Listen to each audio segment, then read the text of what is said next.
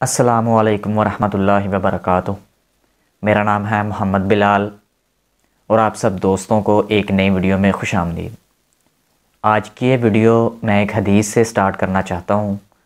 हदीस कुछ यूँ है कि सैयदा खौला रज़ी अल्लाह ताला अन्हा बयान करती हैं कि नबी करीम सल्लल्लाहु अलैहि वसल्लम हमारे घर तशरीफ़ लाए, तो मैंने नबी करीम सल्लल्लाहु अलैहि वसल्लम को पत्थर से बनी हंडी में आटे, घी और दूध से बनी एक डिश पेश की।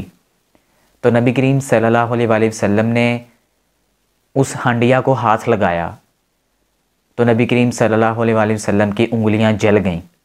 तो जैसे ही नबी करीम सल्लल्लाहु अलैहि वसल्लम को दर्द महसूस हुआ तो नबी करीम सल्लल्लाहु अलैहि वसल्लम की हिस्स की आवाज़ निकली, जो दर्द महसूस होने पर आवाज़ निकलती है।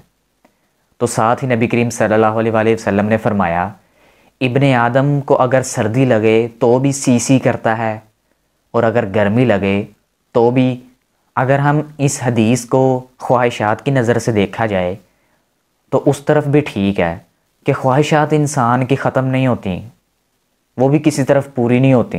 ये भी मिल जाए, वो भी मिल जाए, सर्दी लगे तो भी कुछ ना कुछ, गर्मी हो जाए तो भी कुछ ना कुछ, कुछ इंसान को मिल जाए तो भी गिला, ना मिले तो भी गिला।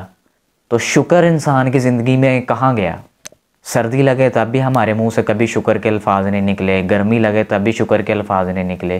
तो इस हदीस की रूह से हमें हर हाल में अल्लाह का शुक्र ही अदा करना चाहिए। हम जिस हाल में भी हैं, अल्लाह का शुक्र, अल्हम्दुलिल्लाह।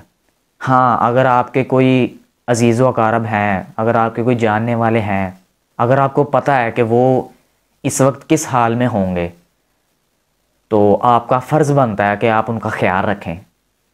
आपका फ़र्ज़ बनता है आप उनकी तीमारदारी के लिए, अगर वो बीमार है तो जाएं, ज़रूर जाएं। तो आज की इस छोटी सी वीडियो से उम्मीद करता हूँ आपको थोड़ा सा जानने को ज़रूर मिला होगा। अपना और अपने प्यारों का ख्याल रखिएगा। मैं मिलूँगा नेक्स्ट वीडियो में, तब तक के लिए अल्लाह हाफ़िज़।